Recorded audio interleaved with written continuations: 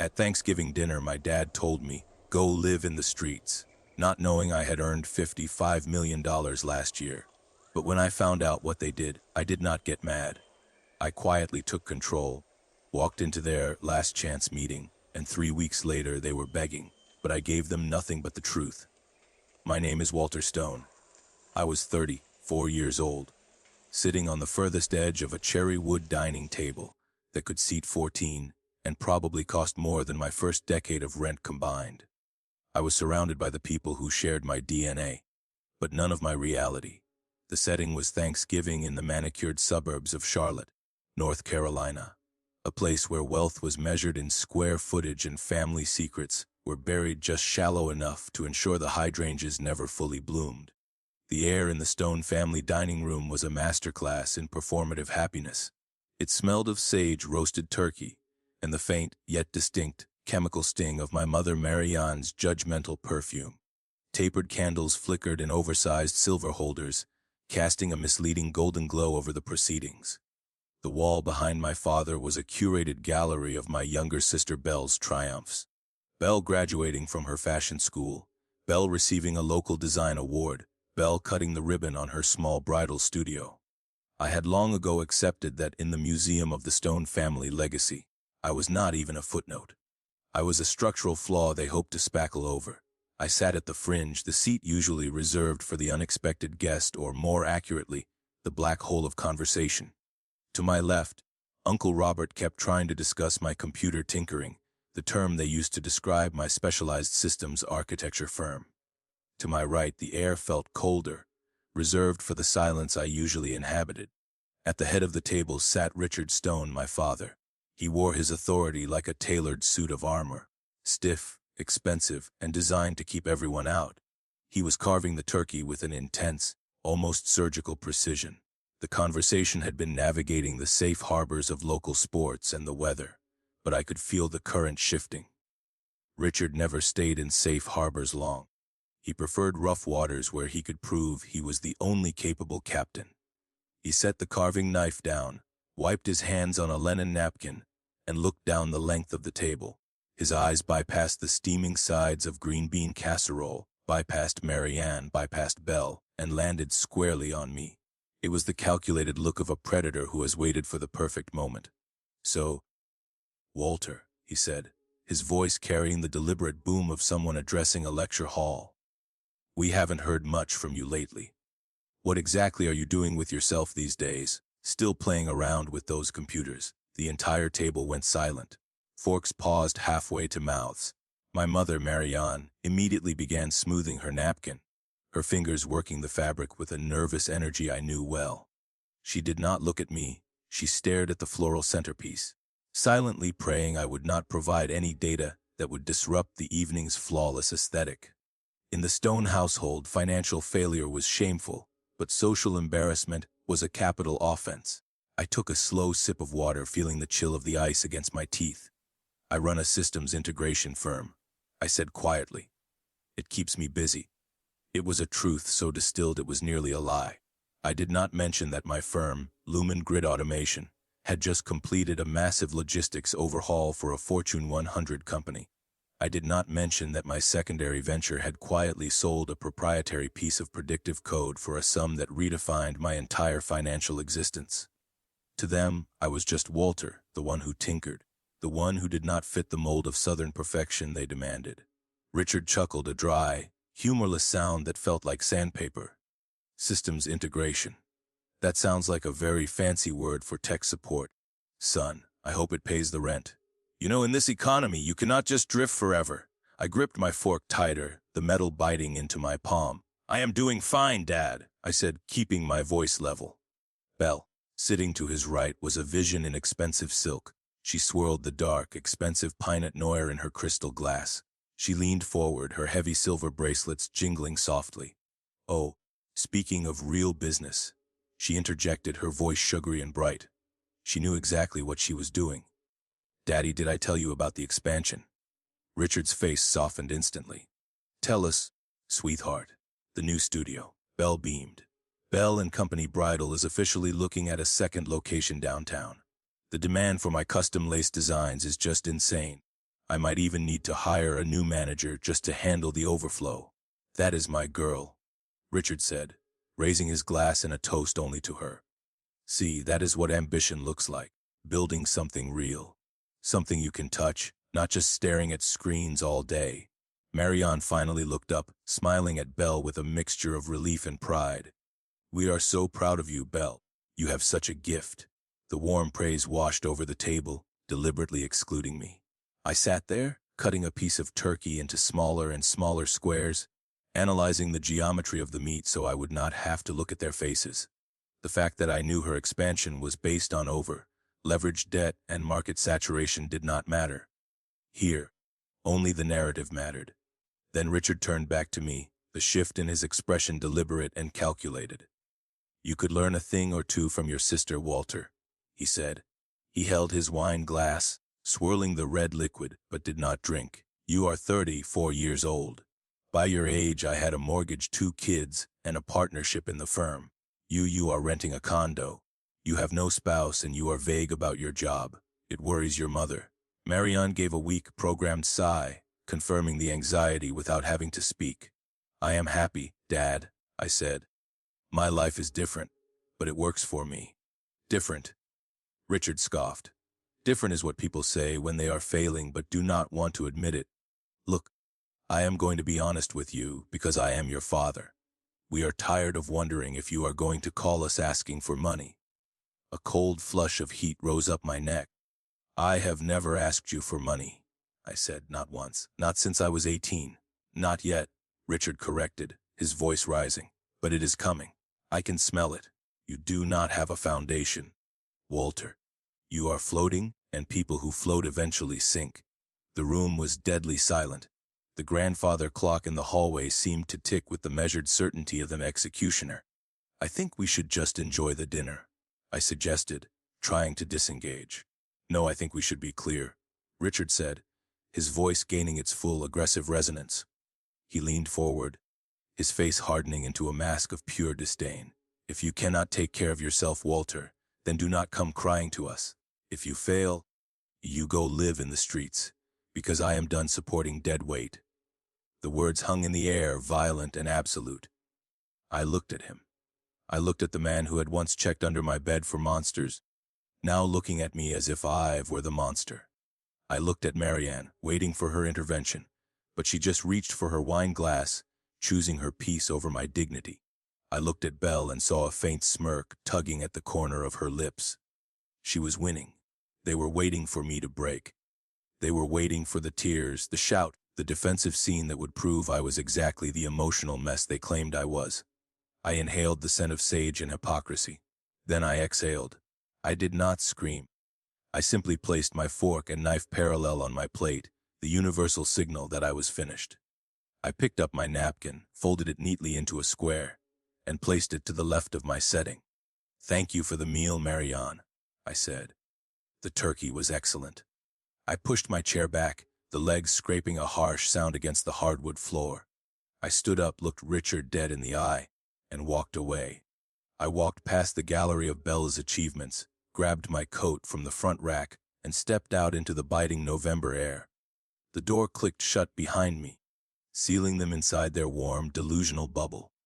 My car was parked at the end of the driveway, a black sedan that looked modest enough to blend in, but had an engine built for performance. I unlocked the door and slid into the driver's seat. The leather was cold against my back. I sat there, listening to the ringing silence. Go live in the streets. The phrase stung, not because of the financial threat. I had enough liquidity to buy this entire block, but because of the total, absolute lack of faith. It was the realization that to them, I was worthless unless I was reflected in their mirror. I pulled my phone out. The screen lit up the dark interior of the car. I opened the banking app I kept hidden in a folder labeled Utilities. The numbers stared back at me, crisp and comforting. Net income year to date $55,980,000. My liquid assets sat comfortably in 8 figures. The acquisition had closed 2 weeks ago. I gripped the steering wheel, knuckles white. They had no idea. For years I had craved their approval, bringing my achievements to their doorstep like a cat bringing home a dead mouse. But tonight I realized I was done. The transaction was closed. I did not need them to understand anymore. I shifted the gear into reverse, ready to back out of their driveway and out of their lives forever. I was going back to my high-rise condo to continue building my empire. I was free, or so I thought. What I did not know as I drove away was that the severance package was not going to be clean. I did not know that while I was checking my $55 million balance, a file was sitting in a drawer in my father's study with my name on it. I did not know that a pen had already moved across a paper tracing the loops and curves of a signature that looked like mine, but was not. They had told me to go live in the streets, but they had already taken steps to make it a reality. They had leveraged my name against a debt that was rotting from the inside out.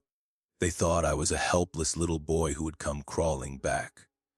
They had no idea they had just declared war on a man who had the ammunition to burn their entire kingdom to the ground. The drive from my parents' house back to downtown Charlotte usually took 40 minutes, but that night, it felt like I was traversing a century of history. I was not thinking about the $55 million I had just confirmed in my accounts. I was thinking about the word my father had used, dead weight.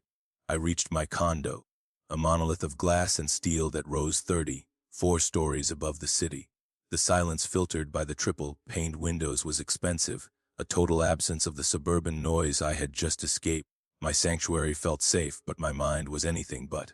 I was focused on the contrast, the massive, undeniable success I had built versus the cruel, absolute failure they needed me to be. I walked into my home office, a clinical space dominated by 4 high-resolution monitors. Most people thought I fixed computers. The reality was that I owned Lumen Grid, a company that designed the nervous systems for smart warehouses, and Pilot House, a maritime logistics software firm whose silent acquisition had made me financially untouchable. I pulled up the hidden folder on my secure workstation labeled Utilities. I opened the banking app that showed the full, current liquidity. The $55,980,000 figure staring back at me. It was a private moment of immense power, and it felt cold. That money was my wall, the insulation against the emotional neglect I had suffered for 3 decades. My phone, resting on the marble kitchen island, buzzed. It was a single, short vibration, unlike the constant chatter of my work apps. I picked it up. The name on the screen was Avery, my cousin, the only person in the extended family who saw me as more than a prop. Her message was a block of text followed by a single rolling eyes emoji. Just left the second service at Grace Community Church. You are the sermon topic again. Aunt Marianne is asking the prayer circle to pray for your housing situation. She told Mrs. Gable that you are essentially homeless and sleeping on a friend's couch. She actually cried. Walter, real tears. I read the message twice. Homeless, sleeping on a couch. A cold, dry laugh rattled in my chest. It was a masterful, twisted move. My father had told me to go live in the streets on Thursday, and by Sunday, my mother had converted that verbal abuse into a public, pishable fact.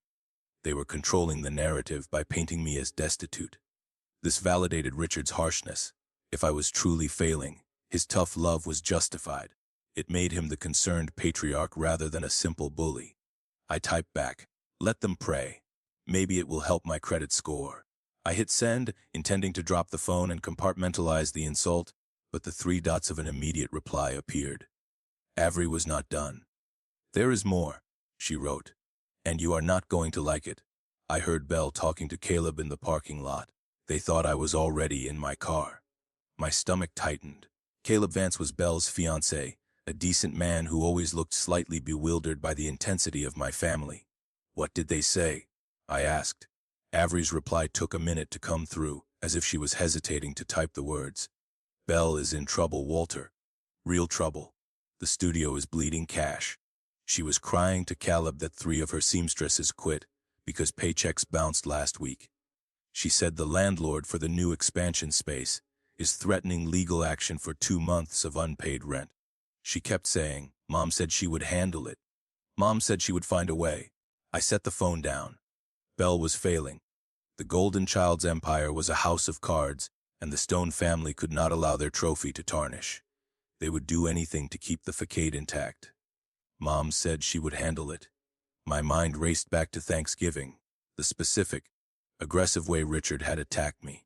He hadn't just called me a failure, he had aggressively framed me as one. Why the public declaration of my impending destitution? Unless they needed to establish a baseline of incompetence for me.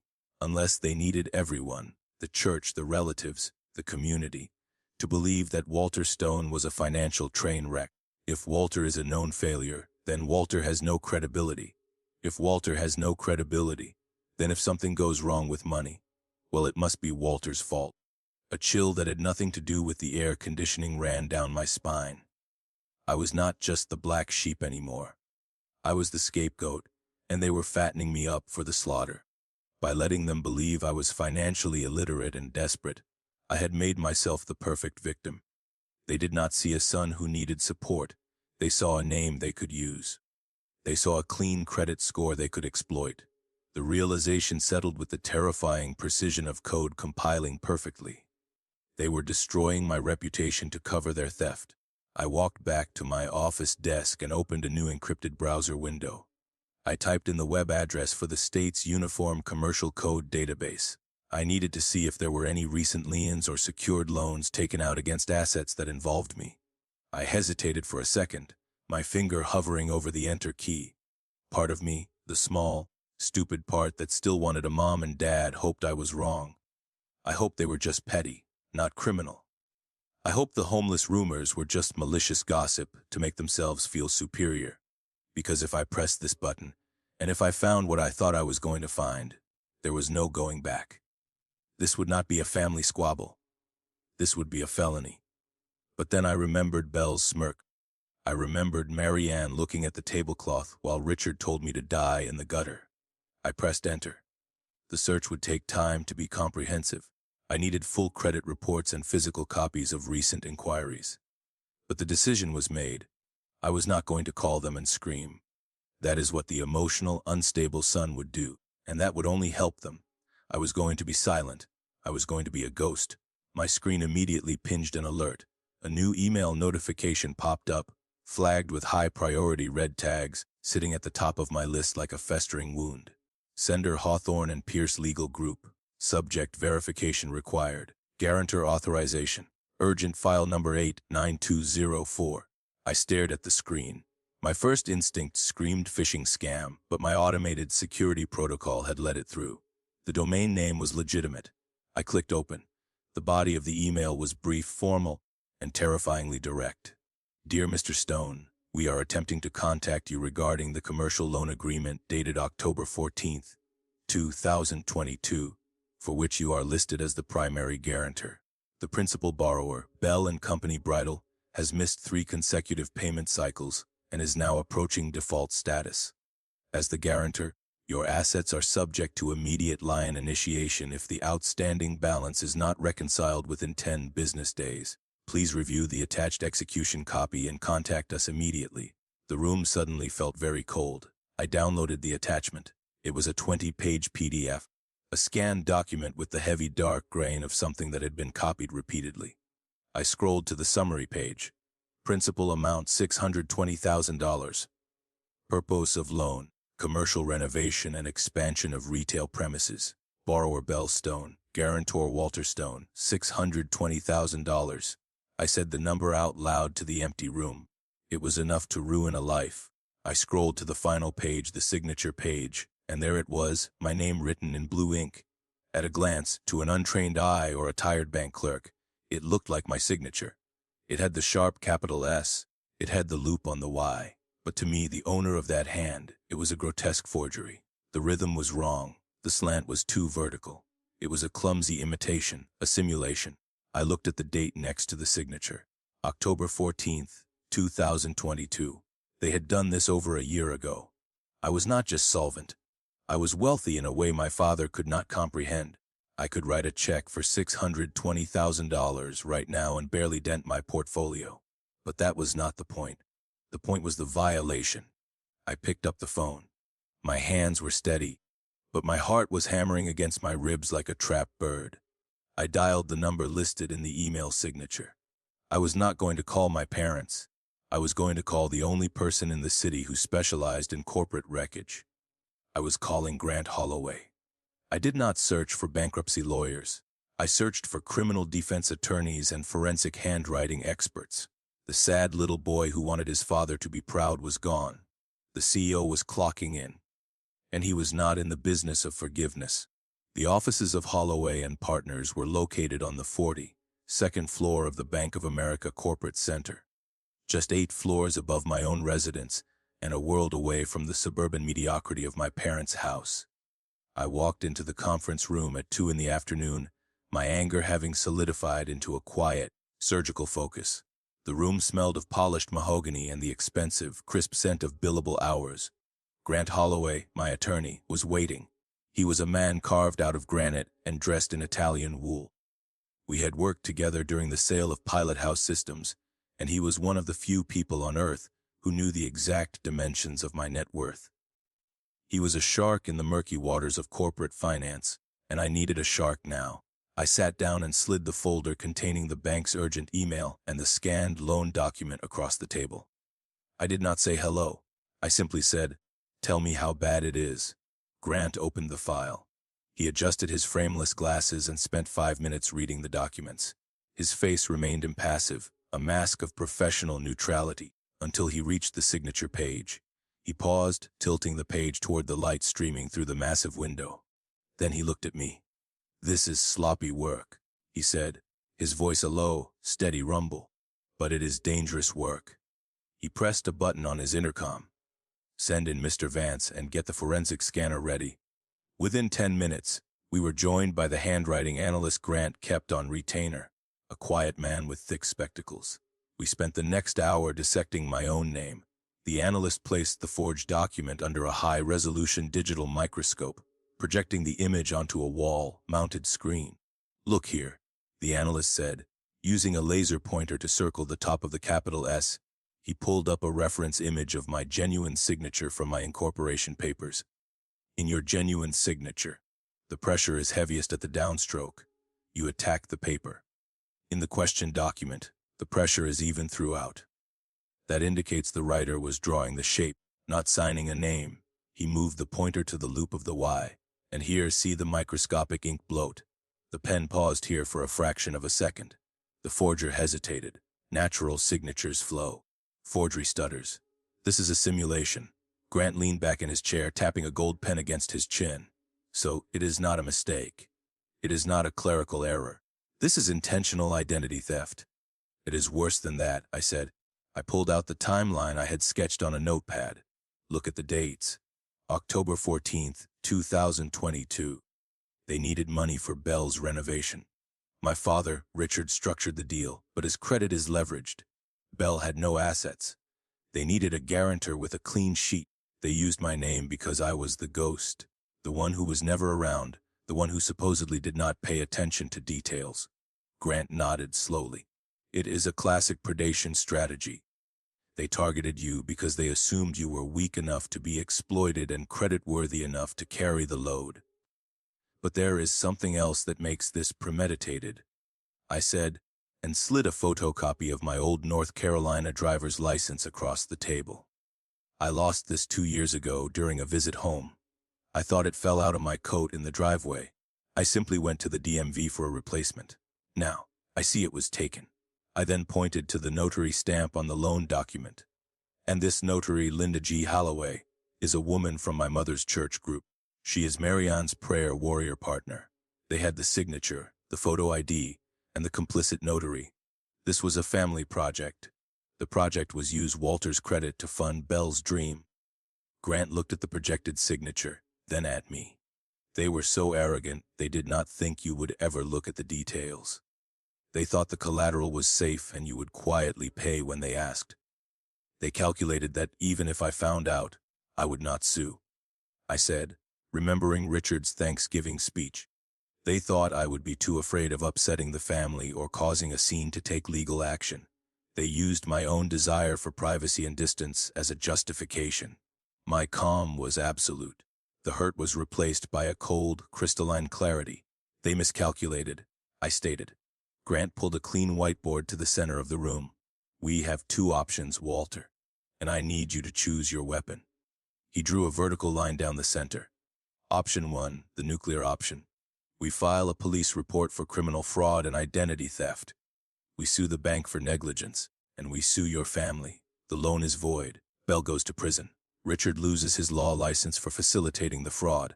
Marianne likely faces conspiracy charges. The family is destroyed publicly and permanently. I stared at the option. It was justice, but it was messy, involving years of court dates and tabloids. Option 2, I asked. Option 2 is the financial option, Grant said, drawing a dollar sign on the other side of the board. The loan is in default. The bank is nervous. They know the documentation is shaky. They want this off their books before the regulators see it. We approach the bank not as a victim, but as an investor. We buy the note. I frowned. Explain. We set up a shell company, Rivergate Holdings LLC, something entirely obscure. We offer to buy the debt at a deep discount, maybe 80 cents on the dollar, just to clear the bank's liability. Once you own the note, Grant smiled, and it was not a nice smile. You are the bank. You step into the shoes of the creditor. You own the debt. You own the collateral. You control the timeline. You can foreclose on Belle's studio, seize the assets, and enforce the personal guarantees. You can do it all without ever stepping inside a courtroom. I looked at the options, the hammer versus the scalpel. Why choose? I asked. Can we do both? Grant raised an eyebrow. Both. I want to buy the note, I said. I want to own the debt. I want to hold the leash. But I also want the evidence of fraud documented. I want the leverage of prison time hanging over their heads, but I want the control of being their creditor. Grant nodded slowly. It is aggressive. We commission a private forensic audit and a deep investigation on the notary to prove the fraud. We keep that evidence in our back pocket. Meanwhile, we buy the note. Do it, I said. Set up the LLC. Make the offer to the bank tomorrow. Tell them you represent a private equity firm interested in distressed retail assets. Do not let them know it is me. And the fraud investigation. Grant asked. Full steam ahead, I said. I want the affidavit. I want the expert testimony regarding the signature. I want it all packaged in a nice, neat legal binder. Grant closed the folder. It will cost you. The retainer alone will be $50,000. I pulled my checkbook out of my satchel. It was the only time I would use a pen that day. I wrote the check for $100,000. Speed it up, I said. I want to own that debt before they have time to realize the ground is shifting. Grant took the check. You know, Walter, usually when people do this, it is about revenge. They want to see the other person bleed. I stood up and smoothed my suit jacket. I walked to the window and looked out at the city. Somewhere out there, Richard was probably pouring a scotch, telling himself he did what he had to do to save the family honor. I am not looking for revenge, Grant, I said, turning back to him. Revenge is emotional. Revenge is messy. This is not about making them bleed. Then what is it? He asked.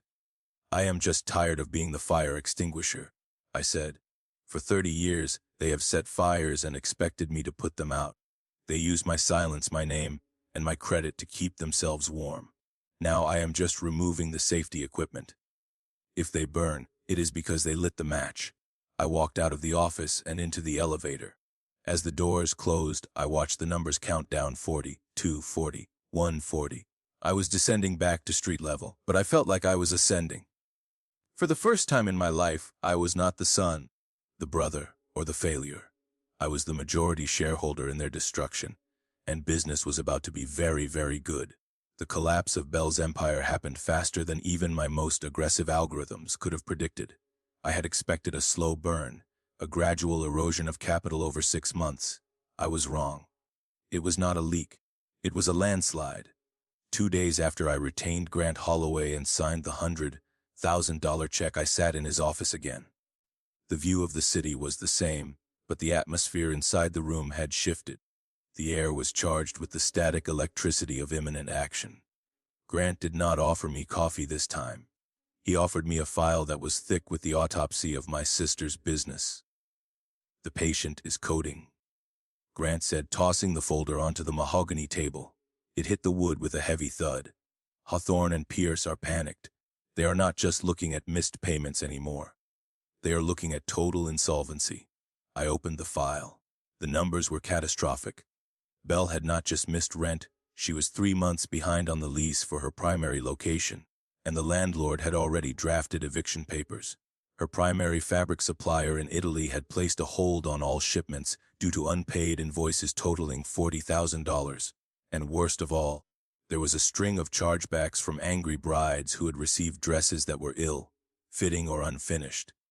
It is a death spiral, Grant explained, pacing the length of the room. When the cash flow stops, the inventory stops. When the inventory stops, the sales stop. And when the sales stop, the debt becomes a heavy stone around the neck. The bank knows this. They know that if they wait for a court judgment, there will be nothing left to seize but some used sewing machines and a pile of cheap lace. So, they want out, I said. It was not a question. They are desperate to offload the risk, Grant confirmed. They see the writing on the wall. They know the guarantor is contesting the signature, and they do not want a fraud lawsuit. They just want their capital back, or at least a portion of it. They are looking for a buyer for the note. This was the moment. The window was open. Purchase the note, I said. My voice was steady, void of any tremor. Offer them $500,000. That is a discount on the principal, but it saves them the legal fees of fighting me on the fraud. They will take it. They will take it in a heartbeat. Grant nodded. He made the call right there in the room. I listened as he spoke to the bank's asset manager. He was smooth, professional, painting a picture of Rivergate Holdings as a benevolent investor looking to restructure the debt. He did not mention that the restructuring would involve an axe. When he hung up, he smiled. Don't. They are drafting the assignment of debt now. By tomorrow afternoon, Rivergate Holdings will be the primary creditor for Bell and Company Bridal. You will own the debt. The financial trap was set. Now, I needed to confirm the moral rot. Grant reached into his briefcase and pulled out a smaller, sealed envelope. This is the report from the handwriting expert, combined with the private investigator's findings on the notary. I took the envelope. It felt light, but I knew the contents were heavy enough to crush a reputation. I slit the seal and slid out the papers. The forensic analysis of the signature was conclusive. Highly probable simulation, the report read. Inconsistencies in pen pressure and stroke order indicate a deliberate attempt to copy the exemplar. But it was the second page that made my blood turn to ice. The notary, Linda Holloway, had been interviewed by the investigator under the guise of a routine compliance check. She had cracked almost immediately. Subject admitted to notarizing the document without the signatory present. Subject stated she did so as a personal favor to Marianne Stone. Subject claimed Mrs. Stone assured her that her son, Walter, was too busy to come in and had given verbal permission. I stared at the name. Linda Holloway. I remembered her. She was a woman from my mother's church group. She had knitted me a scarf when I went away to college. She was one of the good women of the congregation. And yet, for a personal favor, she had violated the law and helped my mother frame me for a $600,000 debt. It was a conspiracy of the righteous. They had justified it to themselves. They probably told themselves they were helping the family. It is for a good cause, Marianne would have said. Walter will not mind. He is family. The betrayal was not just financial. It was communal. My mother had used her social network, her church connections, to facilitate the fraud. This ends now, I said, sliding the report back into the envelope. Now that you own the note, you have the power to trigger the default clause immediately, Grant said. We can send the demand letter tomorrow. 7 days to pay in full or we seize the assets. No, I said. Not yet? Grant looked surprised. Why wait? 'Cause I need them to feel safe one last time, I said. I want them to think the bank has gone quiet. I want them to think they dodged the bullet. And I need to verify one last thing. I stood up and walked to the window. The city lights were beginning to flicker on as the evening approached. I need to talk to Caleb, I said. Caleb Vance. Belle's fiancé was the anomaly in the stone orbit. He was a landscape architect, a man who worked with his hands and understood the patience of growing things. He had always been decent to me at family gatherings, treating me like a human being, not a prop. I suspected he was innocent in this. I suspected he did not know about the forgery. But I needed to be sure. If I was going to drop a bomb on the family, I wanted to make sure the one decent person had a chance to find shelter. I left Grant's office and drove to a small coffee shop on the edge of the arts district. It was a neutral ground, far away from the country club and the high-rise banks. I had texted Caleb earlier asking for a quick meetup, telling him it was about a wedding gift. He was sitting at a corner table when I arrived, looking haggard. His shoulders were slumped. When he saw me, he stood up, forcing a smile that did not reach his eyes. "Walter, I was surprised you reached out." I sat down across from him. I did not order anything. I just looked at him, studying his face for any sign of deception. I saw only exhaustion. "How are you holding up, Caleb?" I asked. He let out a short, dry laugh. "Honestly, it has been a rough month. The wedding planning is intense, and the business." He trailed off, looking away. He was loyal. "I heard things are tight at the studio," I said gently. Caleb ran a hand through his hair. "Tight is an understatement. Belle is stressed out of her mind. Richard is stressed. It feels like everyone is walking on eggshells." He leaned in, his voice dropping to a whisper. "Walter, can I ask you something? And please do not get mad." "Go ahead," I said. "Is it true about you?" "Marianne has been telling everyone that you are, well, that you are in a bad spot financially, that you might lose your apartment." I looked at him. This was the test. "Do I look like I am losing my apartment?" I asked. I was wearing a cashmere coat that cost $3,000 and a watch that was worth more than his truck. Caleb looked at me, really looked at me, and I saw the realization dawn in his eyes. "No," he said slowly, "you do not. You look powerful." I leaned forward. "Caleb, listen to me very carefully. I am not homeless. I am not broke. In fact, I am doing better than anyone in this family could possibly imagine." Caleb frowned, confusion knitting his brow. "Then why would Marianne say that?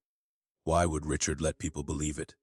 "Because they need a scapegoat," I said, "and because they need a cover story." "Cover story for what?" he asked. I hesitated. I could not tell him everything. Not yet. "There are things happening, Caleb," I said. "Things involving money and papers that I never signed." Caleb's face went pale. "The papers?" I froze. "What papers, Caleb?" He looked down at his hands. "A few months ago, Belle was panicked.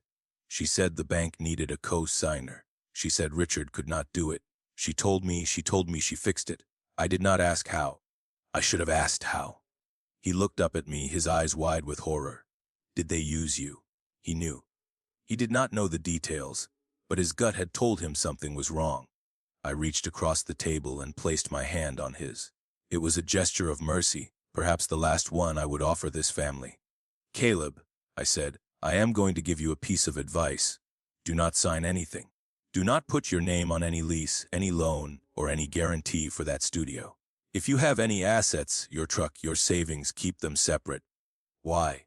he whispered. "What is going to happen?" I stood up. I could not save Belle. I could not save Richard or Marianne. They had made their choices. But Caleb was just a casualty of war. "The storm is coming, Caleb," I said, "and it is going to wash everything away. Just make sure you are not standing in the flood zone." I turned and walked out of the coffee shop. My phone buzzed in my pocket. It was a message from Grant. "The wire transfer has cleared. Revergate Holdings LLC is officially the owner of the note. The bank has transferred all files. We have control." I stopped on the sidewalk. The evening air was cold, biting against my skin. I took a deep breath. I owned them. I owned the dresses. I owned the machines. I owned the lease. I owned the lie. I unlocked my car and got in. I checked the calendar on my phone. Tomorrow was Tuesday. I would let them sweat for 2 more days. I would let Belle think she had gotten away with it. I would let Richard sleep soundly, thinking his clever little scheme had worked. And then on Thursday, exactly 3 weeks after they told me to live in the streets, I would introduce them to their new landlord. I started the engine. The drive home was smooth for the first time in weeks. The road ahead was perfectly clear. Wednesday night settled over Charlotte like a heavy wool blanket. It was 11:40, 5 in the evening, and the city lights below my condo were blurring into streaks of rain on the glass. I was not sleeping. I was sitting in the dark of my living room, the blue light of my tablet illuminating my face, reviewing the final draft of the debt assignment agreement one last time. Revergate Holdings LLC was ready. My phone, resting on the arm of the sofa, lit up. The vibration against the leather sounded like an insect buzzing in a jar. It was Caleb Vance. I hesitated before answering. I had given Caleb a warning, a lifeline 2 days ago. If he was calling me now, late at night, it meant the water was already rising inside the Stone family home. I slid my thumb across the screen. "Hello, Caleb," I said softly. "Walter." His voice was a harsh whisper. I could hear the echo of a small space, perhaps a bathroom or a garage. He was hiding. "They are losing their minds over here." I set the tablet down. "Tell me." "Hawthorne and Pierce stopped calling," Caleb said. "The collection calls stopped yesterday, the second the note was sold. Richard thinks it means his letter worked. He sent them a letter threatening a counter-suit for harassment. He is strutting around the kitchen telling Marianne that he stared the bank down." A grim satisfaction settled over me. "And Belle. Belle is terrified. She thinks it is the calm before the storm. She said the bank going quiet is the worst sign." Belle was smarter than Richard. That was a low bar, but at least she had instincts. "And what are they saying about me?" I asked. There was a pause. I heard Caleb take a shaky breath. "Walter, you need to know what they are preparing." I heard Richard on the phone with his old law partner. "He is building a defense in case you find out about the loan." "Go on," I said. "He is going to say you agreed to it," Caleb said. "He is going to say you verbally authorized the signature to help your sister, but then you got jealous of Belle's success and decided to renege. He is going to paint you as the bitter, vindictive brother who is trying to sabotage Belle out of spite. He is going to say the homeless rumors were actually started by you to garner sympathy." I felt a cold smile touch my lips. Richard was not just a liar, he was an architect of lies. He was constructing a reality where he was the victim of an ungrateful son, rather than the perpetrator of a felony. "He is gaslighting the entire situation," I said. "Yes," Caleb said. "And Marianne is backing him up. She told Belle that if you ever ask about the signature, she should just say, 'Walter knows about it. He just forgot.'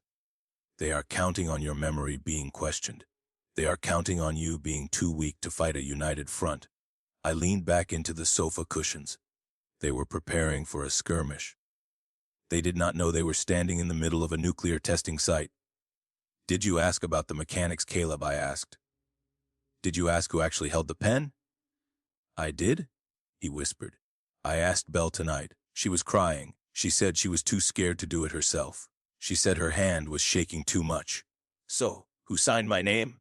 "Mom," Caleb said. The word hung in the air, heavy and toxic. Mom, Marianne Stone, the woman who adjusted napkins and worried about appearances. She had not just facilitated the crime, she had committed it. She had sat down, practiced my name, and executed the forgery with her own hand. "It makes sense," I said, my voice devoid of emotion. "She knows my handwriting better than anyone. She used to sign my report cards when I was a child." "Walter." "There is something else," Caleb said.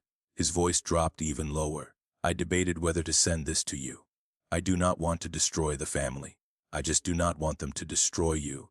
"You are not destroying anything, Caleb," I said. "You are just turning on the lights." "Send it. I have an audio file," he said. My phone was recording a voice memo for a site visit yesterday, and I left it on the kitchen counter by accident. It picked up a conversation between Marianne and Richard while I was in the other room. "Send it," I repeated. A moment later, a file appeared in my message inbox. It was a simple audio waveform, jagged little peaks and valleys representing the betrayal of my bloodline. I tapped the file. The audio was scratchy at first, the sound of silverware clinking on plates. Then Richard's voice, booming and confident. "She will not sue Marianne. She does not have the stomach for court. She folds every time I raise my voice." Then my mother's voice. It was not the soft, wavering tone she used in public. It was sharp, practical, and cold. "I am not worried about him suing Richard. I am worried about the bank, but we just need to get through the next 60 days. Once the expansion opens, Belle can make the payments. And regarding Walter, even if he finds out later, what can he do? It will be done. He is not going to send his own mother to jail. We just have to hold the line. He is not going to send his own mother to jail." I stopped the recording. The silence in my condo was absolute. There it was, the smoking gun. It was not just desperation. It was calculation. They were banking on my guilt, on my deep-seated desire for peace, to protect them from the consequences of their theft. They believed that I was so desperate for their approval that I would eat a $600,000 debt just to keep the peace. They thought I was a doormat. I picked up the phone again. "Thank you, Caleb. What are you going to do?" he asked. "I am going to finish this," I said. "But I need you to do one last thing for me." "Anything," he said. "Tomorrow morning, Rivergate Holdings is going to contact Richard. We are going to demand an immediate meeting to discuss the default. We are going to offer a settlement negotiation instead of an immediate foreclosure." "Okay," Caleb said. "They will think Rivergate is just some corporate entity." "Exactly," I explained. "They will think they can charm their way out of it or lie their way into an extension. I need you to make sure they all come. Richard, Marianne, Bell. Tell them it is their only chance to save the studio." "Where?" Caleb asked. "Juniper and Oak," I said. "The private dining room in the back. 7 o'clock on Thursday night." "Juniper and Oak," Caleb repeated. "That is expensive." "It is appropriate," I said. "It is where people go to celebrate. And tomorrow, we are going to celebrate the truth." I hung up the phone. I did not sleep that night. I spent the hours until dawn sitting by the window, watching the rain stop and the city wake up. The hurt, the deep childish part of me that just wanted my mother to love me, had finally been cauterized by the sound of her voice on that recording. He is not going to send his own mother to jail. She was right in a way. I was not going to send her to jail. I was going to let her walk into the cell herself and lock the door. Thursday morning, I met Grant Holloway at his office. "The transfer is complete," he said as soon as I walked in. "Rivergate Holdings LLC is now the legal holder of the promissory note. We have the power of God over that bridal studio." I played him the recording Caleb had sent. Grant listened, his face hardening. When it finished, he let out a low whistle. "That is admissibility gold," he said. "It proves intent. It proves conspiracy. It destroys any defense of accidental signing or implied authority. If we play this in front of a judge, your mother gets 5 years minimum." I nodded. "Put it on a flash drive and print the transcript. I want it in the file." Grant opened his briefcase and pulled out 2 thick binders. He placed them side by side on the table. They looked identical from the outside. Black leather, heavy, authoritative. "This is the setup," Grant said, tapping the left binder. "Binder A, the civil file. This contains the purchase of the debt, the default notice, and the foreclosure documents. This is the business end. This says, 'Pay me or I take everything.'" He tapped the right binder. "Binder B, the criminal file. This contains the forensic handwriting analysis, the investigator's report on the notary, the affidavit from the bank confirming the fraud, and now the transcript of that recording. This is the nuclear end. This says you are felons." I looked at the 2 binders. They represented the 2 paths my family could take. "We walk in with both," I said. "We present Binder A first." Grant confirmed. "We let them think this is just about money. We let them try to negotiate. We let Richard try to bully Rivergate Holdings. And when they refuse to pay or when they try to lie, then we open Binder B." "Exactly," I said. Grant checked his watch. "I have booked the room at Juniper and Oak. I told the staff we are a private equity firm conducting a sensitive acquisition. We will have total privacy." "Good," I said. "Walter," Grant said, his voice softening slightly, "you need to be prepared for their reaction. When they walk in and see you, they are not going to be ashamed. Not at first. They are going to be angry." "I know," I said. "They are narcissists. They will see my success as a personal attack on them." Grant stood up and buttoned his jacket. "Just remember, you are not their son tonight. You are the chairman of the board of Rivergate Holdings. You are the entity that owns their debt. Keep that distance. If you let them drag you back into the family dynamic, you lose." I stood up to meet him. I was wearing a suit I had bought in Milan a year ago, sharp charcoal wool that fit like armor. I wore no jewelry except for my watch. "I am not their son," I repeated. "I am the consequences of their actions." The day passed in a blur of low-level anxiety, but by the time 6 o'clock arrived, I was calm. I drove to the restaurant alone. Juniper and Oak was located in a restored textile mill, all exposed brick and dim Edison bulbs. It was the kind of place my family loved because it projected an image of rustic, old money wealth. I entered through the back entrance, guided by the host who knew me by my corporate name. "Right this way, Mr. Stone," he said. "Mr. Holloway is already inside." The private room was enclosed in glass but soundproofed. A long table made of reclaimed wood sat in the center. Grant was already there, arranging the two black leather binders, the civil file and the criminal file, at the head of the table. He looked up and nodded. "They are 5 minutes out," he said, glancing at his phone. "Caleb just texted. He is driving them. He said Richard is rehearsing a speech about fiduciary responsibility and good faith efforts." I took my seat at the head of the table facing the door. I placed my hands flat on the cool, reclaimed wood. I heard muffled voices in the hallway. I could distinguish the tones: Richard's blustering baritone, Marianne's nervous, fluttery soprano, and Belle's sharp, complaining whine. "Why do we have to meet at dinner?" Belle was saying. "I do not have an appetite." "It is a power move, sweetie," Richard replied, his voice muffled but condescending. "They want to intimidate us. But do not worry. I have handled sharks like this before. We just need to buy time." I watched the door handle turn, a slow, heavy rotation. Grant stood up, smoothing his tie. I remained seated. The door swung open. Marianne entered first, wearing her Sunday best, a blue dress she thought made her look demure. Richard followed, wearing his courtroom suit, a navy pinstripe that was 10 years out of fashion. Belle brought up the rear, looking pale and clutching a designer handbag that I knew was likely put on a credit card she could not pay.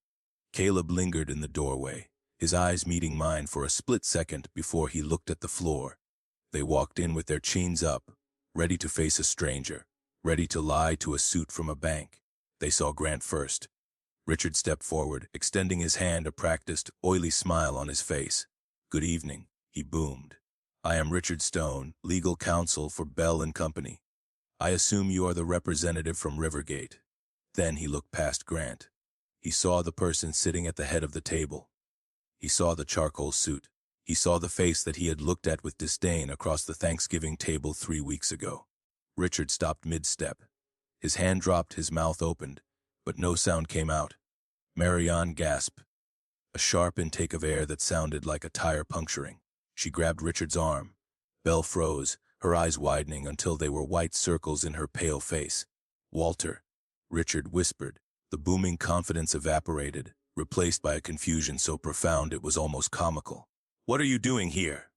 I did not smile. I did not stand up. I simply looked at them one by one. I let the silence stretch until it was tight enough to snap a neck. "Please sit down," I said. My voice was calm, professional, and terrifyingly polite. "Walter, this is a private meeting." Richard stammered, his face flushing red. "We are meeting with the investors who bought Bell's loan. You cannot be here.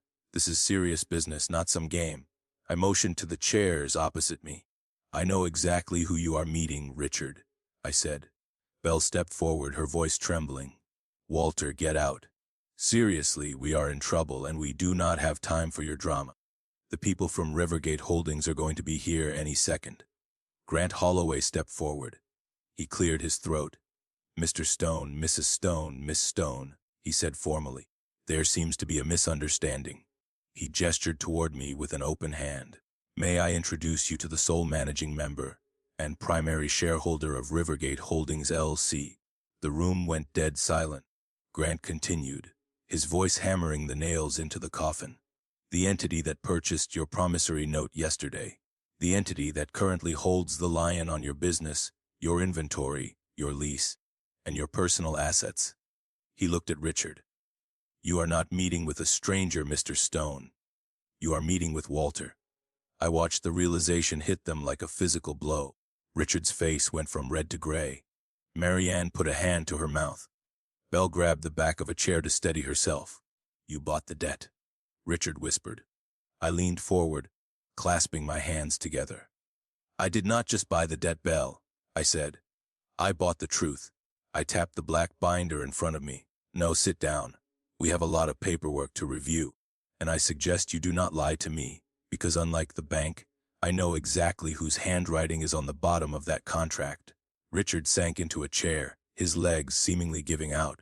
He looked at me, and for the first time in my life, I did not see a father looking at a disappointment. I saw a man looking at his judge. The trap was sprung. The steel jaws had slammed shut, and there was nowhere left to run. The silence in the private dining room was not empty. It was heavy, suffocating, and pressurized. Grant Holloway's words hung between us like a suspended guillotine blade. Marianne was the first to deploy her reflexive defense mechanism. She blinked rapidly, forced a terrible, brittle smile, and sat down with a stiff, unnatural grace. "Well," she said, her voice pitching slightly higher than usual. "This is unexpected, but I suppose the Lord works in mysterious ways." She looked at me, her eyes pleading for a return to the script. "Thank you for arranging this, Walter," she continued, smoothing her napkin. It was quite a shock, hearing that name, Rivergate Holdings. But knowing it is you, well, it is a relief, really. We were so worried we would be dealing with some heartless banker. I hope we can count on your cooperation to clear this mess up quickly. She was trying to reframe the narrative in real time. In her mind, I was no longer the adversary, I was the safety net. She had decided, in the span of 10 seconds, that I had bought the debt to save them. Richard did not sit immediately. He stood behind his chair, his knuckles white as he gripped the wood. He jutted his chin out, measuring the threat level. He was looking for the weakness, the son he could bully. "Sit down, Richard," I said. I did not raise my voice. He ground his teeth, but he sat. "Let us cut the theatrics," he said, his voice struggling to find its usual booming resonance. "So, you bought the note. Fine. You obviously have some money now. You want to feel important. You want to dangle this over our heads to make a point about what respect?" He scoffed. "We are family, Walter. And because we are family, we need a reasonable plan. We are not going to be extorted. You cannot treat your father like a common debtor. I expect, no, I demand, that we restructure this immediately, interest-free, with a grace period until the studio stabilizes. That is the only fair solution." He was issuing orders. He was sitting at a table I controlled, discussing a debt I owned, and he was still issuing orders. I turned my gaze to Belle. She had collapsed into her chair, the golden child shine gone, replaced by the dull mat of exhaustion and fear. But as she looked at me, really looked at my suit, my watch, the way Grant deferred to me, her fear began to mutate into something else. It turned into indignation. She saw the wealth. She saw the power, and she hated me for it. "You have money," she whispered. Her voice was trembling but gaining volume. "You have real money." She looked at Caleb, then back at me. "You let me suffer," she accused, her voice rising to a shrill pitch. "You knew I was drowning. You knew I could not pay the rent. You knew I was losing staff, and you just sat in your high tower and watched." "Belle," I said calmly. "No." She slammed her hand on the table. The silverware rattled. "Why do you have to make a scene? You could have just written a check. You could have just paid it off if you are so rich. But no, you had to do this? You had to buy the debt so you could humiliate us. You are sick, Walter. You are jealous and you are sick." The entitlement was breathtaking. In her world, my resources were automatically her resources. My success was only valid if it served her needs. I leaned back in my chair, interlacing my fingers. I looked at the three of them, the mother who forged, the father who bullied, and the sister who took. "I have a question," I said. The quietness of my voice cut through Belle's rant like a razor. I looked at Marianne, then Richard, then Belle. "Do you think I need you?" I asked. "Or do you think you need me?" Richard scoffed again. "Do not be ridiculous. We are your parents. You will always need us. You crave our approval. That is what this whole stunt is about." I shook my head slowly. "No," I said. "I do not need you. I do not need your approval. I do not need your love, because I realized a long time ago that what you call love is just a transaction I can never afford." I motioned to the black binder in front of Grant. "But you," I said, "you need me, because right now I am the only thing standing between you and total ruin." Grant Holloway opened the civil file. He did it with the precise, methodical movement of a corner pulling back a sheet. He extracted a single document, the notice of default and acceleration, and slid it across the table toward Richard. "Mr. Stone," Grant said, his tone purely professional. You seem to be laboring under a misapprehension regarding the nature of this meeting. We are not here to negotiate terms. We are here to inform you of the reality of your position. Grant placed a second document on the table. It was the asset seizure schedule. Rivergate Holdings LLC is not a family trust, Grant said. It is a private equity vehicle, and as of yesterday, Bell and Company Bridal is in total default. We are not looking for a payment plan. We are exercising our right to accelerate the full balance of the loan, $620,000, payable immediately. Richard's face turned a violent shade of purple. You cannot do that! It is unconscionable! We have rights! We have. You have nothing. Grant interrupted, his voice sharpening. You have a lease that is 3 months in arrears. You have inventory that is unpaid for, and you have a creditor who is tired of waiting. Belle started to cry, putting her face in her hands. Mom, do something! Tell him to stop! Marianne looked at me, her eyes wide and wet. Walter, please be reasonable. We cannot pay that. You know we cannot pay that. Why are you doing this? Is it because of Thanksgiving? Is it because of what your father said? I am sorry. Okay, we are sorry. Just stop this. It was the first time I had heard the word sorry from that house in 20 years, but it was not an apology. It was a bargaining chip. I looked at my mother. It is not about Thanksgiving, Marianne. Then what is it? She pleaded. We are family. Grant cleared his throat. The sound was loud in the small room. He reached toward the second binder, the nuclear option, but he did not open it yet. He just rested his hand on the cover. Mr. Stone, Mrs. Stone, Grant said, before you invoke the word family again, I suggest you look at the document in front of you very carefully. Because my client is not operating as your son tonight. He is operating as the person whose name is on that loan. Richard looked up, confused. We know his name is on the loan. He is the guarantor. That is why we are here. No, I said. I leaned forward, my chest pressing against the edge of the table. I locked eyes with Richard. I am not the guarantor because I agreed to be. I am the guarantor because someone in this room decided that my name was a piece of public property. The air in the room changed instantly. The temperature seemed to drop 10 degrees. Richard stopped breathing. Marianne went perfectly still, like a deer hearing the snap of a twig. Belle lifted her head from her hands, her eyes darting to her mother. Grant tapped the binder under his hand. We are not here to discuss a payment plan for a legitimate loan, Grant said. We are here to discuss the fact that Rivergate Holdings has acquired a debt instrument that was secured through felony identity theft, wire fraud, and forgery. The silence that followed was absolute. It was the silence of a heart stopping. Richard looked at the confident set of my shoulders, and for the first time, the arrogance vanished. In its place was the terrified realization that he had walked into a trap from which there was no exit. The air in the private dining room seemed to solidify, turning into a substance so thick it was difficult to breathe. Grant Holloway's words, felony identity theft, wire fraud, and forgery, hung between us like a suspended guillotine blade. Richard stared at me.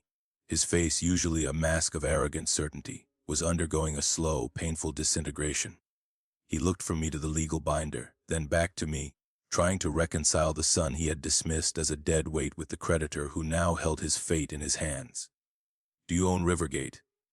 He stammered. The booming baritone was gone, replaced by a thin, reedy rasp. That is impossible. You do not have that kind of capital. You are a technician, you fix computers. Grant did not let me answer. He leaned forward, his voice stripping away the last shreds of their delusion. Mr. Stone is the founder and majority shareholder of 2 major automation firms, Grant said, his tone clinically precise. His net income last year exceeded $55 million. He purchased your non-performing loan 2 days ago via wire transfer that did not even trigger a liquidity warning on his accounts. He is not a technician, Mr. Stone. He is the bank. $55 million. The number hit the room like a physical blow. Belle gasped a sound that was half sob, half shriek.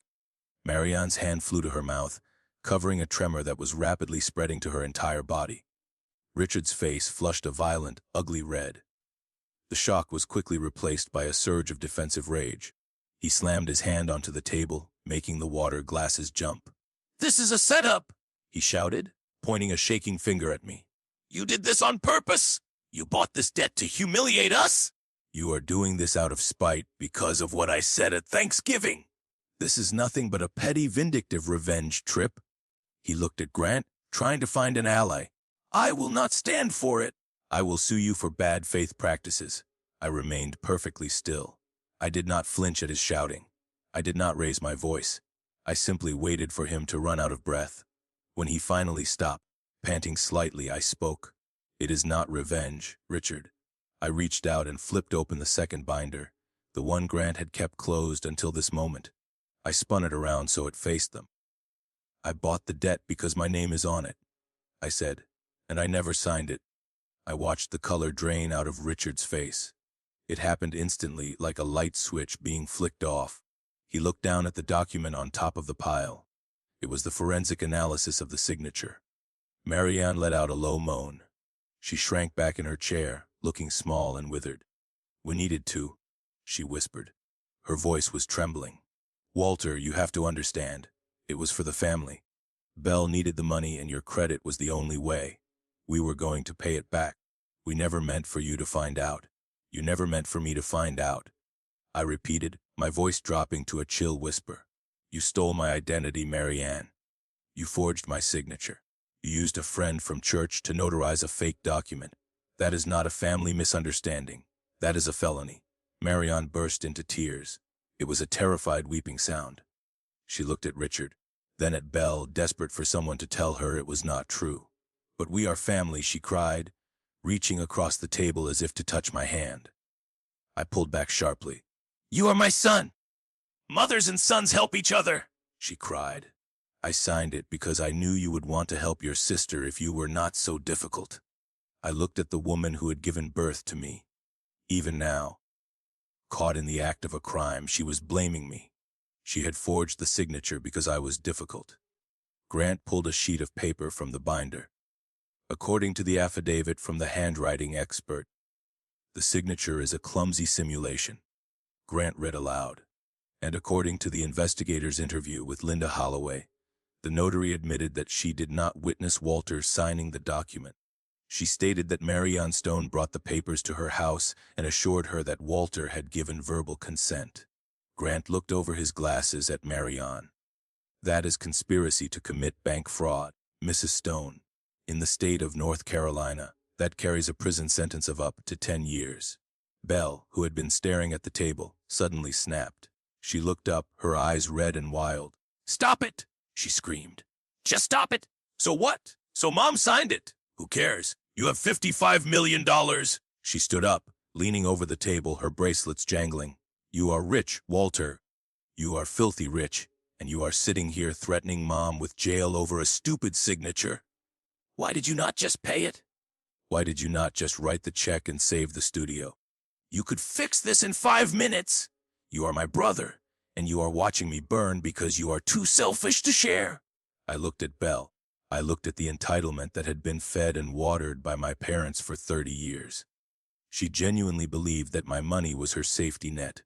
She believed that her failure was my responsibility to fix. I stood up slowly. I was taller than her in my heels, and for the first time, I felt infinitely larger than all of them. I am not watching you burn, Belle, I said. I am watching you face reality. You are a 30-year-old woman who started a business on debt you could not afford, using a name that was not yours. You do not need a bailout. You need to learn what the word consequence means. I turned to Richard. And you. You told me to go live in the streets. You told the entire family I was homeless. You tried to destroy my reputation so that when this loan inevitably collapsed, nobody would believe me. You were not protecting the family. You were setting me up to take the fall. Richard swallowed, his jaw clenched. He was cornered, but he was a lawyer. He was looking for an angle. You cannot prove that, he snarled. That is speculation. And as for the signature, I can argue implied agency. I can argue that you gave verbal authorization and are now recanting. It is your word against ours. And if you think a jury is going to convict a mother for trying to help her daughter, you are delusional. I will counter. Sue you for misappropriation of a debt instrument. I will paint you as a predatory vulture who bought her own family's debt to torture them. Grant sighed. He looked at me and gave a small nod. It was time for the final nail. Mr. Stone, Grant said, we anticipated you might take that route. Grant reached into his laptop bag and pulled out the small flash drive. He placed it gently on the table. We have a recording. Richard froze. What recording? It was taken yesterday, Grant said. In your kitchen. It captures a conversation between you and your wife regarding the loan. Grant tapped a key on his laptop, which was connected to the room's speaker system. Richard's voice filled the room, loud and clear. She will not sue Marianne. She does not have the stomach for court. Then Marianne's voice, cold and calculating. If I am not worried about him suing. We just have to hold the line. After 2 months, it is too late for him to complain. He is not going to send his own mother to jail.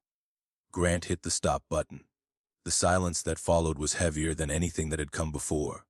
It was the silence of a tomb. Richard stared at the speaker. His mouth opened and closed like a fish on a dock. He knew as a lawyer, he knew exactly what that meant. It proved intent. It proved knowledge of guilt. It destroyed his defense of implied agency. It was a confession. And we also have the email logs, Grant added, sliding one last piece of paper across the table. The emails where Bell told the loan officer that Walter had anxiety and could not come to the bank. It destroys your narrative that Walter was involved. Grant leaned back. So, Mr. Stone, you can sue us. You can claim implied agency, and we will play that recording for the judge, the jury, and the state ethics board that governs your law license. Richard slumped back in his chair. The fight went out of him like air leaving a balloon. He looked old. He looked defeated. He looked at Marianne, who was weeping silently into her napkin. What do you want? Richard whispered. I sat back down at the head of the table. I want this over, I said. Grant opened the first binder, the civil file. We have prepared a settlement agreement, Grant said.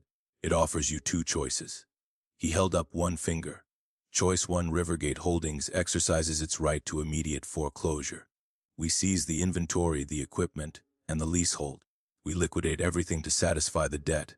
We also file the criminal report for fraud and forgery against all 3 of you. Marianne let out a sob. Grant held up a second finger. Choice 2. You sign a voluntary surrender of collateral. You turn over the keys to the studio to Rivergate Holdings within 72 hours. You sign a confession of judgment regarding the debt, admitting to the forgery. In exchange, Rivergate agrees not to file criminal charges, provided the debt is satisfied through the liquidation of the business assets. And there is one more condition, I added. I looked at all of them. You will sign a non-disparagement agreement. You will retract the lies you told the church and the family about me being homeless. You will write a letter, approved by my attorney, stating that Walter Stone is a successful business owner who attempted to assist the family, and that any rumors to the contrary were false. Richard looked at the papers. Surrender the studio, he asked weakly. But that is Belle's entire life. No, I said. That is the life you stole for her. It is gone. The only question now is whether you want to lose the studio or lose your freedom. Belle looked at me, her eyes pleading. Walter, please, you cannot take the studio. It is my dream. You should have dreamed cheaper, I said. I looked at the clock on the wall. You have 72 hours, I said. That is 3 days. I stood up. I did not wait for them to answer. I did not wait for them to beg. This is not a negotiation, I said. This is an eviction notice. I walked to the door. Grant began packing up the binders. And one last thing, I said, turning back to look at them huddled around the table. Do not think I am doing this to win. I already won. I won the day I left your house 10 years ago. I am doing this so that you never, ever think you can use my name as a shield again. From now on, I said, my voice hard as diamonds. I am not your son. I am not your brother. I am your creditor, and I expect to be paid. I opened the door and walked out into the cool night air of the corridor. I could hear Belle sobbing behind me, a sound of utter despair. But as I walked toward the exit, I did not feel guilt. I felt lighter. I felt like a heavy coat had finally been taken off my shoulders. The 72 hours following the dinner at Juniper and Oak were the quietest 3 days of my life. I expected a barrage of phone calls. I expected Richard to scream into my voicemail, threatening to sue me for everything from elder abuse to emotional distress. I expected Belle to show up at my building, demanding to be let in so she could scream at me in person. But there was nothing. The silence was not peaceful. It was heavy like the air before a tornado touches down. It was the silence of people who had finally realized that the walls were not just closing in, they were already crushed. My phone did light up occasionally, but the messages were pathetic, disjointed attempts to test the waters. "Walter, we should talk without the lawyers." Richard texted on Friday morning. "Please just answer the phone." Bell sent on Friday night. I did not reply. I sat in my office at Lumen Grid, watching the code for a new shipping protocol scroll across my monitor. But my mind was entirely focused on the clock ticking down. I had given them a deadline Sunday evening at 6 o'clock. If the papers were not signed by then, Grant Holloway would file the criminal complaints on Monday morning. On Saturday afternoon, the silence broke in a way I had not anticipated. My concierge called up to my unit. "Mr. Stone, there is a Mrs. Marianne Stone in the lobby. She says she is your mother. She says it is urgent." I hesitated. My first instinct was to tell him to send her away, but curiosity, cold and sharp, got the better of me. I wanted to see what card she had left to play. "Send her up," I said. When Marianne stepped off the elevator, she looked 10 years older than she had at the restaurant. Her perfect hair was slightly flat, her makeup applied with a shaking hand. She held her purse tight against her stomach like a shield. I did not offer her a drink. I did not invite her to sit on the Italian leather sofa. I stood by the kitchen island, arms crossed, waiting. "I am not here to fight Walter," she said, her voice trembling. "Then why are you here?" I asked. "The deadline is tomorrow." Marianne looked around my apartment. She took in the floor-to-ceiling windows, the modern art, the undeniable evidence of a wealth she could not comprehend. "We can fix this," she said softly. "We do not need the lawyers. We do not need the police." She reached into her purse and pulled out a folded document. It was old, yellowed at the edges.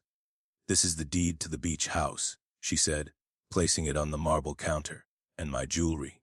The pearls, the diamond brooch your grandmother left me. I want you to have them." I stared at the papers. The beach house was a small, dilapidated cottage on the coast that Richard had leveraged and refinanced 3 times. The jewelry was valuable sentimentally, perhaps, but financially it was negligible compared to the debt they owed me. "What is this, Marianne?" I asked. "It is your inheritance," she whispered. "I am giving it to you now, all of it, in exchange for dropping this. Just let the loan go. Write it off as a loss. You have so much money, Walter, you will not even miss it." I looked at her, and I felt a wave of nausea. She was trying to bribe me. She was trying to buy my silence with the scraps of the family estate. She truly believed that everything in life was a transaction, that even justice could be bartered for a few strings of pearls and a mortgaged cottage. "You think this is about money?" I said, pushing the deed back toward her. "You still do not get it." "It is about family," she cried, tears welling in her eyes. "I am trying to keep this family together." "You are trying to buy a clean conscience?" I said. "You are trying to pay me off so you do not have to admit that you committed a crime against your own son." I picked up the deed and held it out to her. "I do not want the house, Marianne. I do not want the jewelry. I do not want anything that comes from you. I earned $55 million last year. I can buy the entire coastline if I want to. I do not need your handouts." She stared at me, the paper trembling in her hand. "Then what do you want?" she whispered. "I want the truth," I said, "and since you cannot give me that willingly, I am going to extract it legally. Go home. I will see you at Grant's office tomorrow." She left defeated, clutching her useless bribe. Sunday morning brought a text from Caleb. "It is over," he wrote. "The suppliers came for the machines yesterday. Bell tried to stop them, but they had the lion paperwork. She is a wreck. She finally told Richard she wants to sign. She says she cannot take the fear anymore." I felt a grim satisfaction. The pressure had worked. At 5 o'clock on Sunday, I walked into Grant Holloway's office. It was a stark contrast to the restaurant. There was no food, no mood lighting, no pretense of social niceties. The fluorescent lights buzzed overhead. The conference table was bare except for 5 stacks of documents, each flagged with, "Sign here," stickers. My family was already there. They sat in a row on one side of the table, looking like prisoners awaiting sentencing. Richard was slumped in his chair, staring at his hands. Marianne was pale, her eyes red-rimmed. Belle looked hollow, as if the last 3 days had scooped everything inside her out. Grant sat at the head of the table. He nodded to me as I entered. I took the seat opposite them. I did not say hello. "Let us proceed," Grant said. He pushed the first document toward Belle. "This is the confession of judgment," Grant explained. "By signing this, you admit that the signature on the loan documents dated October 14th, 2022, was not Walter Stone's signature. You admit that you had knowledge of this fact and benefited from the fraud." Belle looked at the paper. Her hand shook as she picked up the pen. "I did not mean for it to go this far," she whispered, her voice barely audible. "I just needed the money and Mom said she would handle it." "Stop," I said. Belle looked up at me. "Do not blame Mom. You are 30 years old. You saw the loan documents. You saw my name. You knew I was not there. You knew I did not sign it. You let it happen because it was convenient for you. You were happy to use my credit as long as it bought you your dream." Belle dropped her head. Tears dripped onto the mahogany table. "I am sorry," she choked out. "I did not offer forgiveness. I just pointed to the signature line." "Sign it." She signed. The scratching of the pen was the only sound in the room. Grant took the paper and slid the next document toward Richard and Marianne. "This is the voluntary surrender of collateral and the release of liability," Grant said. "This transfers all assets of Bell and Company Bridal to Rivergate Holdings LLC for immediate liquidation. It also includes a clause where you, Richard and Marianne Stone, admit to facilitating the unauthorized use of Walter Stone's identity." Richard looked up. His eyes were dull. "We did it for the family, Walter," he croaked. "You have to understand. We were just trying to help your sister." Grant cut in, his voice like a whip. "Mr. Stone, I will remind you that for the family is not a legal defense against fraud. If you utter that phrase one more time, I will recommend my client withdraw this settlement offer and proceed with the criminal filing." Richard closed his mouth. He looked at the document. He looked at me. "You are ruining us," he said bitterly. "No," I said. "I am letting you ruin yourselves. I am just refusing to pay the bill." Richard signed. He pressed the pen down so hard the paper nearly tore. Marianne signed next, weeping silently the entire time. Grant gathered the papers. Then he pulled out the final document, a single sheet of paper. "This is the retraction and apology," Grant said. He slid it toward Marianne. "You will sign this?" I said. "And then you will make copies. You will send one to the pastor of Grace Community Church. You will send one to the head of the prayer circle, and you will post the text on your social media accounts for 30 days. Marianne read the paper. Her face went white. "I, Marianne Stone, formally retract my previous statements regarding my son, Walter Stone. The rumors that he is homeless, destitute, or financially unstable were false. Walter is a successful business owner who attempted to assist our family. Any financial difficulties currently facing the Stone family are of our own making." "I cannot do this," Marianne whispered. "The church, the neighbors, they will think I am a liar." "You are a liar, Marianne," I said. "You were happy to destroy my reputation to cover your crime. You told the world I was a failure so they would not suspect you were a thief. Now you are going to tell them the truth. But the humiliation," she pleaded, "is the price of your freedom," I finished. "Sign it, or I call the district attorney in the morning." Marianne looked at Richard. He turned his face away. He could not save her. With a trembling hand, she signed the paper. She was sobbing openly now, mourning the death of her perfect public image. It was done. Grant gathered the files into his briefcase. He checked the signatures one last time. "Everything appears to be in order," Grant said. "Rivergate Holdings will take possession of the studio keys immediately.